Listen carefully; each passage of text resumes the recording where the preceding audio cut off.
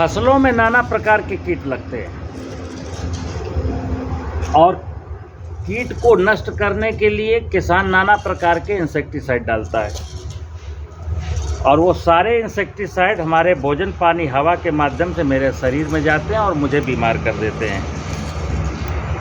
ये कीट क्या होते हैं, क्यों फसल में लगते हैं और इनका स्थायी निराकरण क्या है?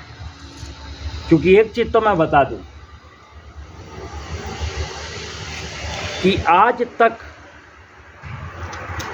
हम जिन कीटों को पिछले 50 सालों से मार रहे थे, जैसे मैं दीमक को मार रहा हूँ, ज़मीन में साफ दीमक फसलों को नुकसान करती है तो दीमक को मार रहा हूँ। और दीमक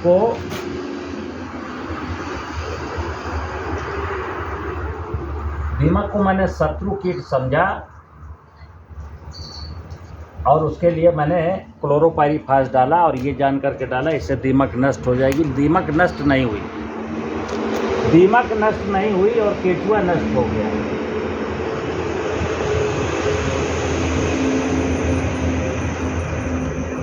पढ़े लिखे लोगों की बात अगर माने, और लेमैन भी इसको जानता है कि खेत में जो केंचुआ है वो खेत का प्राकृतिक हलवा है। केंचुआ बायोमास खा करके ह्यूमस बनाता है, केंचुआ ये करता है, केंचुआ सुरंगें बनाता है, ज़मीन को मुलायम रखता है, वर्षा के पानी को नीचे ले जाता है और उसी खेत में दीमक होती है। तो पढ़े लिखे लोगों ने जिन्होंने कहा कि दीमक शत्रु है, इसको मारने के लिए क्लोरोपाइरीफास डालो, तो उनको ये पता होता है कि जब हम क्लोरोपाइरीफास डाल करके दीमक को मारेंगे तो केंचुआ मरेगा। जाने अनजाने कुछ भी कह लो, लेकिन मैं तो ऐसे समझता हूँ कि एक जानबूझ करके ऐसा किया जा रहा है कि दीमक को दुश्मन बता दिया गया और फिर केंचुए को मार दिया गया। अब यहाँ केवल केंचुआ ही नहीं मरा, जमीन में जितने प्रकार के लाभदायक सूक्ष्म जीव थे वो भी मर गए और फिर शुरू हुआ किसान की बर्बादी का खेल। दीमक को मारा, दीमक नहीं मरी और केंचुआ मर गया। इल्ली, हर दलहनी फसल में इल्ली लगती है जो फली के अंदर जाकर के खा लेती है दाने को। इल्ली को मारते रहे और इल्ली आज भी जिंदा है, तितली खत्म हो गई।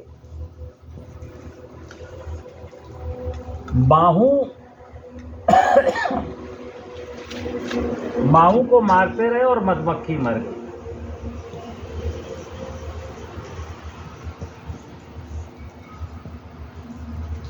देखा जाए मित्र, तो हमारे लिए जो लाभदायक चीज़ें बताई गई थी, बहुत सारे लाभदायक इंसेक्ट हम पढ़ते हैं। चिड़िया है, मेंढक है, केंचुआ है, तितली है, मधुमक्खी है। हम अपनी फसल को इंसेक्ट से बचाने के लिए नाना प्रकार के इंसेक्टिसाइड डालते रहे और अपनी बर्बादी का जश्न मनाते रहे, और हम तो बर्बाद हुए हैं मित्र, आप माने ना माने। इंसेक्टिसाइड के प्रयोग से क्या क्या बर्बाद हुआ है, आप अगर एक नज़र डालेंगे तो ज़मीन की उर्वरा शक्ति में जितनी भी गिरावट आई है वो नाना प्रकार के ज़मीन के जीवाणुओं और मित्र जीवों के मर जाने के कारण है। फिर इन्हीं के जो अवशेष, जो अंश थे, जो भोजन के माध्यम से, पानी के माध्यम से मनुष्य के शरीर में गए, तो मनुष्य भी बीमार है। किसान की फसलों की उत्पादन लागत बढ़ गई, वो बात अलग की है। तो हमने ज़मीन को मारा, बायोडाइवर्सिटी को नष्ट किया और स्वयं नष्ट होने की कगार पर हैं। दूसरा, मेरी गाड़ी कमाई का पैसा भी बाजार चला गया। अब प्रश्न है कि कोई किसान हमसे पूछता है, बहुत सारे लोग कहते हैं तो फिर भाई साहब फिर क्या करूं? इसका कोई जैविक उपाय है क्या? इसका कोई प्राकृतिक उपाय है क्या? हाँ, उपाय तो है, लेकिन लंबा है। ऐसा नहीं है कि अभी आपने मटर बोई थी, मटर में इल्ली लग गई, अब आप अचानक पूछने लगे साहब इसका प्राकृतिक उपाय क्या है। तो प्राकृतिक उपाय त्वरित नहीं है, लेकिन मुझे कीट की समस्या से परमानेंट अगर निदान पाना है तो मैंने जो तजुर्बा किया है, और ये मैंने तजुर्बा किया जंगल से। आप भी जंगल जाइए, घूमिए, तो हमारे जो खेतों में आसपास जितने प्रकार के कीट पाए जाते हैं वो कीट हमारे जंगल में भी होने चाहिए और होंगे ही, और होते भी हैं। लेकिन जंगल में किसी भी प्रकार की वनस्पति, आप बरसात में जाइए, आप गर्मी में जाइए, आप ठंड में जाइए, नाना प्रकार की वनस्पतियाँ जंगल में होती हैं। लेकिन आप लेंस लगा के खोजिए कि कोई एक ऐसी वनस्पति हमको ढूंढ के लाइए कि साहब जंगल में अमुक नाम की वनस्पति है, वो अमुक नाम के इंसेक्ट के कारण डैमेज हो गई है। जंगल में अमुक नाम की वनस्पति अमुक नाम की बीमारी से ख़त्म होने की कगार पर है। मेरी फसल तो अगर इंसेक्ट इतना ज़्यादा लग जाता है कई बार कि मेरी फसल तो डैमेज हो जाती है, बीमारी से भी नष्ट हो जाती है और इंसेक्ट से भी नष्ट हो जाती है। लेकिन जंगल में ये सीन नहीं है। तो जंगल में सीन इसलिए नहीं है कि जो जंगल की व्यवस्था है प्राकृतिक है। और मैं बार बार बोलता हूँ कि मनुष्य को वहाँ दखलंदाजी नहीं देनी चाहिए जिसके बारे में उसको जानकारी कम हो।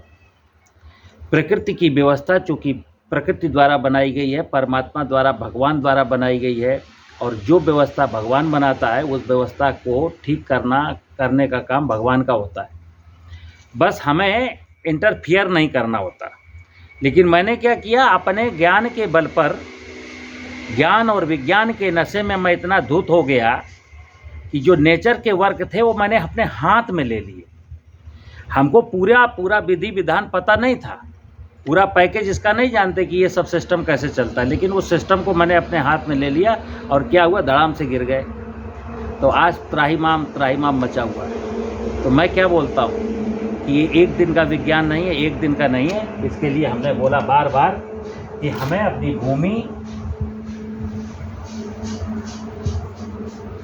भूमि में जैविक गुणों को कैसे ठीक करना है, और भूमि के ऊपर का जो बायोडाइवर्सिटी है यानी जंगल।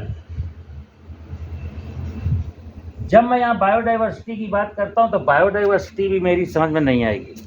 लेकिन हाँ, अगर मैंने खेत पर नाना प्रकार के पेड़ पौधे लगा रखे हैं, नाना प्रकार के, तो ध्यान रखिए कि नाना प्रकार के जीव जंतु पक्षी वहाँ आने लगेंगे।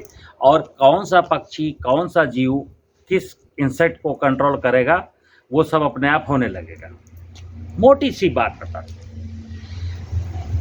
कि इंसान, हम मनुष्य, आज पूरे देश में कुछ अपवादों को छोड़ दो, हर व्यक्ति मच्छर को मारने के लिए ऑल आउट जलाता है, कॉइल जलाता है।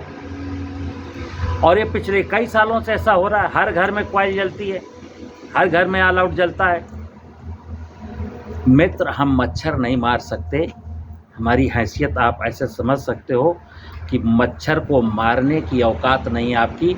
हाँ, मच्छर को मारते मारते, क्योंकि वो ऑल आउट या कॉइल जब जलाते हो ना, तो मच्छर तो किसी झरोखे से निकल के भाग जाता है। उसको पता होता है कि यहाँ हमारे लिए माहौल ठीक नहीं है, और हम उसी बिगड़े हुए माहौल में जहाँ वो फ्यूम होती है इंसेक्ट रसायन की, वहाँ मैं पूरी रात सोता हूँ और फिर मेरा सर चकराता है, फिर मेरा सर दर्द होता है, फिर मुझे चक्कर आते हैं। तो मैं जहाँ तक समझता हूँ मित्र कि हम कीट को रसायनों से मारने का प्रयास न करें, हम ज़मीन के जैविक गुणों को ठीक करें, ज़मीन के ऊपर जंगल लगा दें।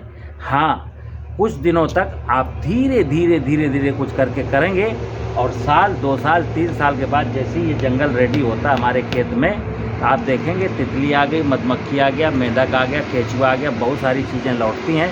और जब पूरी चीज़ें सही हो जाती हैं तो हमारा इंसेक्ट की प्रॉब्लम सॉल्व होती है। क्योंकि आप ध्यान रखिएगा, आप 40 साल से अमुक कीट को मार रहे थे, कीट मरा नहीं। बहुत सारे लोग हर साल दीमक के लिए क्लोरोपाइरीफास डालते हैं, दीमक लगती है। हर साल इल्ली को मारते हैं लेकिन इल्ली लगती है।